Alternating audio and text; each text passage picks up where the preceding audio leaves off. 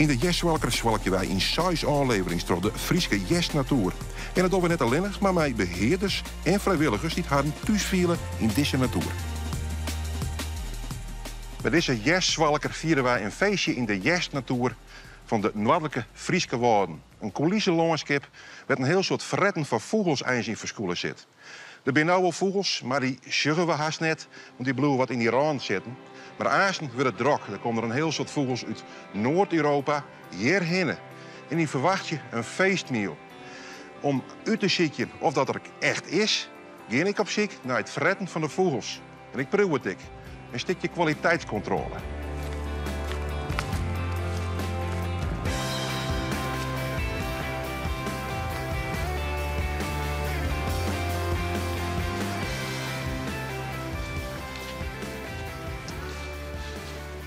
Zo, Ernst, waar zijn we hier eens? Dit is Reersquarre, een gehucht tussen de Harkema en Augustinusgeer. In de noordelijke Friese wouden in het Elsensingelgebied. Wat voor weer hadden die singels voor de vogels die keer in de Jes verbluwen? Het Elsenzaad, dat is een tafeltje dekje voor een keur aan wintervogels die hier vanuit het noorden naartoe komen om aan de kost te komen. En we zeggen nou nog net de meeste vogels. We zijn nog aan de betierde kant? Nou, dit is nog wat aan de vroege kant. Hè. We weten van trektellerij dat de eerste vinken nu in aankomst zijn. In de koperweekend, maar de massa's zijn er nog niet. Kunnen we hierachter ik nog wat van het Elsenziet vinden? Ja, zeker. Hier hebben we een fraai ontwikkelde Elsensingel met oude bomen. Dus er zit nog zeker wat oud zaad in. Het is een Elsensingel, dus dat kan haast net missen.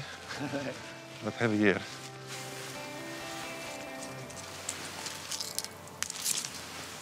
Dit is het orenspul? Ja, kijk, dit is het zaad van vorig jaar.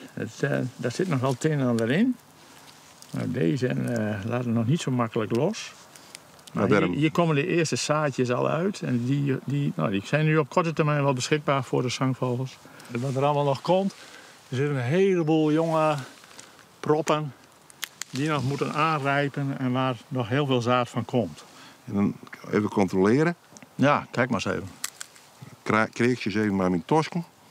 Even hier een maatje. Nou, kijk joh, het is een wereld aan zaad wat in de voorbereiding is. Komt er allemaal aan. Dus de vogels hebben artsen hier komen aan zijn geen gebrek om eten. Nee, joh, die seizen die kunnen hier prima terecht. Ik heb wel een bittere smaak nou. Ik denk dat ik zit er wat tand bij en misschien dat ik daar maar het met je oplossen kan.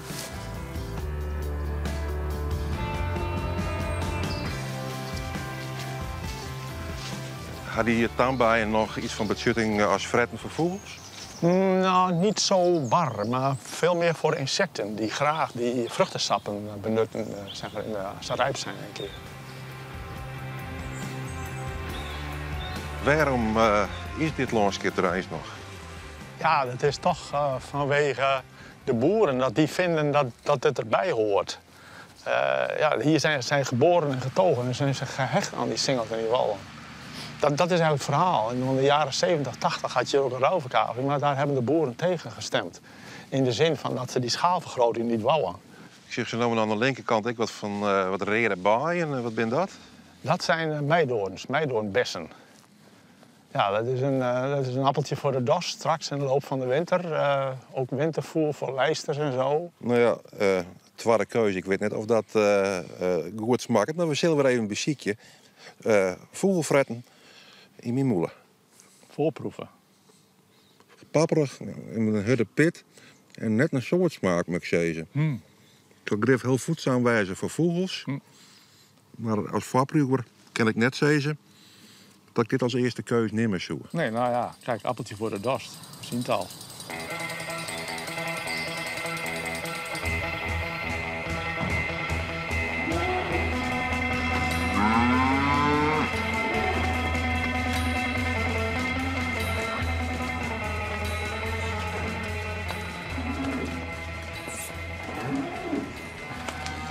Een paker die had het skultje pacht. Die had het uiteindelijk gekocht en ja, mijn heid had het doorgenomen en dan ben ik de derde generatie. Dus eigen vee dat rent nog in dat tweede stukje hierachter, maar van oude plaats waar je dan juist in eigen vee al net meer. Hè, zo dicht dat het hier is. Dus ja, dus je bent hier in de woorden, dus ja, op die manier kun je een beetje de wannen litten wat je wil. Hè. Net iedereen had het zicht erop. Deze dijkswal die zit eigenlijk in een cyclus van ongeveer 24 jaar. En in die 24 jaar, na 24 jaar, dan zetten we hem eigenlijk in de eindkap. En ook is die bijvoorbeeld om deze wal zien dat we hem dus 4 jaar hebben we dus eigenlijk haast alle bjemmen eruit halen. Er zijn een paar solidaire bjemmen steenbloemen voor onder andere de vleermuizen. Dus dat er dan toch nog een aantal, nou ja, dat van die sonar dat erop weer kaatst.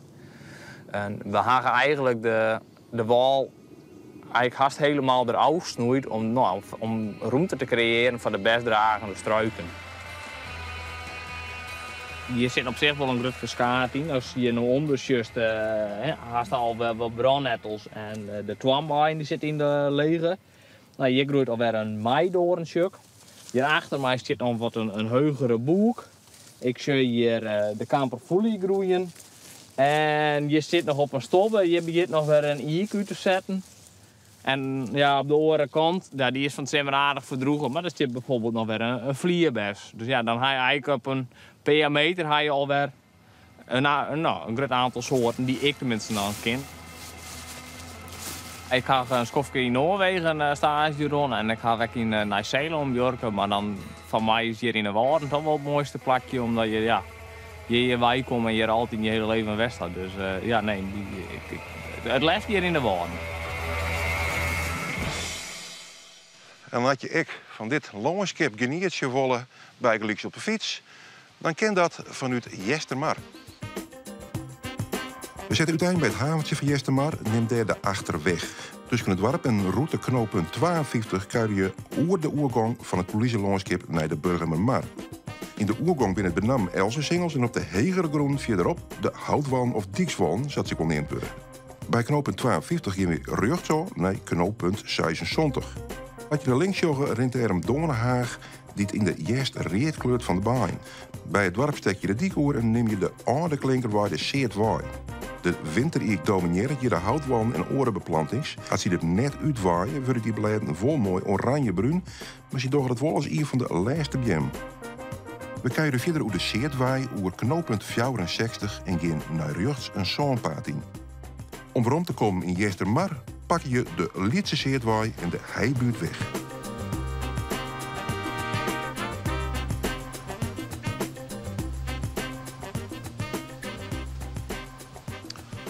Ook soort van vogelfretters hebben we nou, zie je, Ernst? Nou, wat we nog niet hebben gehad, hè, de eikels. Die zijn er de wereld nu. Op zoek naar eikels in de noordelijke Friese Wouden. Ja.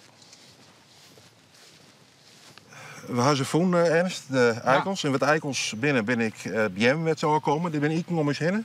Ja, dit is een zware oude eikenbeplanting. Vinken en kepen en dat soort vogeltjes, die kunnen zo'n hele eikel niet aan. Maar als die dan kapot gereden worden, dan hebben ze een hapklare brokken als het ware. Dus ja, dat gaat goed. Nou, het is wat houtig. En het is nou, alsof het vruchtvlees, dat loopt een heel soort vocht om. Alsof het mijn hele binnenkant van mijn moeder droef wordt. En het wordt er ik.